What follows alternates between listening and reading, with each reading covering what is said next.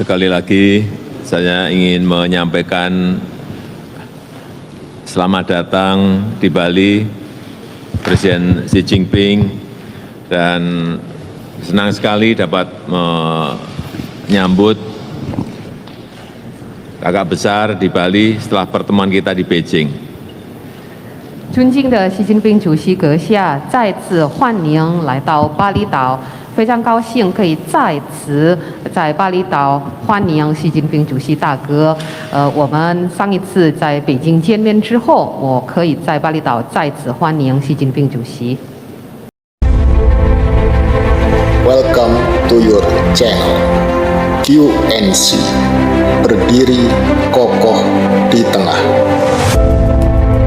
Sejarah seringkali berulang.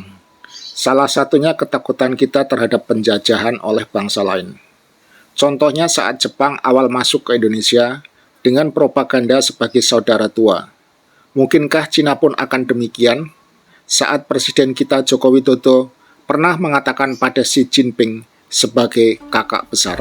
Jepang pertama kali masuk ke Indonesia melewati Tarakan, Kalimantan pada 11 Januari 1942. Memukul mundur pasukan Hindia Belanda hingga menyerah pada 8 Maret 1942. Sebenarnya dengan mengusir Belanda aja, Jepang udah bisa dianggap pahlawan. Tapi mereka nggak berhenti di situ. Gak pakai lama, Jepang langsung menjalankan propaganda absolutnya, yaitu ngaku saudara tua sesama Asia.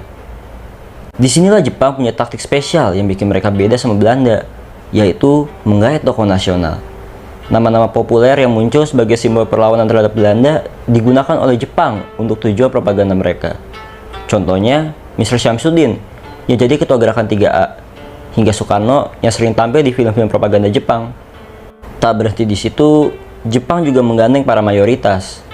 Banyak badan keislaman dibentuk oleh Jepang sebagai alat untuk mengambil dukungan sekaligus mengontrol para penganut agama. Kalau kita ngomongin propaganda, visual itu segalanya. Seperti yang kalian dengar tadi, Jepang banyak bikin film-film propaganda. Isinya simple, mulai dari ajakan jaga kesehatan sampai ajakan untuk ikut dalam perang Asia Timur Raya. Berbakti kepahlawanan tamatlah riwayat warga kita. Bangkit, bangkitlah wahai pemuda. Berjuanglah kamu sebagai gembengan sukarela untuk turut membentuk susunan masyarakat baru di lingkungan Asia Timur Raya. Film-film itu pesannya jelas dan mudah diterima oleh golongan masyarakat kelas bawah. Gak lupa lengkap dengan pemain bintang orang Indonesia.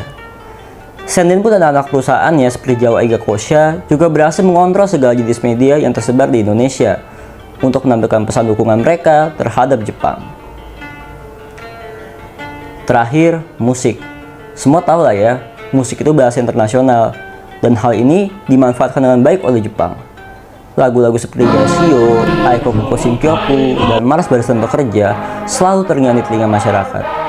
Jepang bakal sempat mengizinkan lagu Indonesia Raya diputar. Mari kita lihat bagaimana bentuk musik video buatan Nippon Eigasha. Indonesia, tanah airku, tanah tumpah darahku. Di sanalah aku berdiri, jadi pandu. Pesannya jelas bukan? Atau mari kita lihat sambutan Soekarno dalam pembukaan lagu Yesio. Tuan-tuan dan nyonya-nyonya, perkenankan saya memperkenalkan saya punya diri, saya Soekarno. Kita, bangsa Indonesia dengan bangsa Nippon, yang sama-sama bangsa Asia mesti bekerja bersama-sama. Marilah kita bekerja bersama-sama, agar supaya lekas tercapai cita-cita kita bersama, yaitu Asia Raya. Sekian tuan-tuan dan nyonya-nyonya. Semua hal itulah yang membuat rakyat kita menerima Jepang dengan tangan terbuka. Tertipu akan janji manis kemerdekaan dan kesetaraan. Masih banyak hal-hal yang dilakukan Jepang untuk mendapat dukungan rakyat Indonesia. Namun kalau berbicara kebohongan, maka takkan ada yang sempurna. Selanjutnya, marilah kita membandingkan saat Jokowi menyampaikan ucapan selamat datang pada Presiden Xi Jinping pada acara G20 di Bali. Sekali lagi saya ingin menyampaikan selamat datang di Bali Presiden Xi Jinping dan senang sekali dapat menyambut kakak besar di Bali setelah pertemuan kita di Beijing. 尊敬的习近平主席阁下，再次欢迎来到巴厘岛，非常高兴可以再次在巴厘岛欢迎习近平主席大哥。我们上一次在北京见面之后，我可以在巴厘岛再次欢迎习近平主席。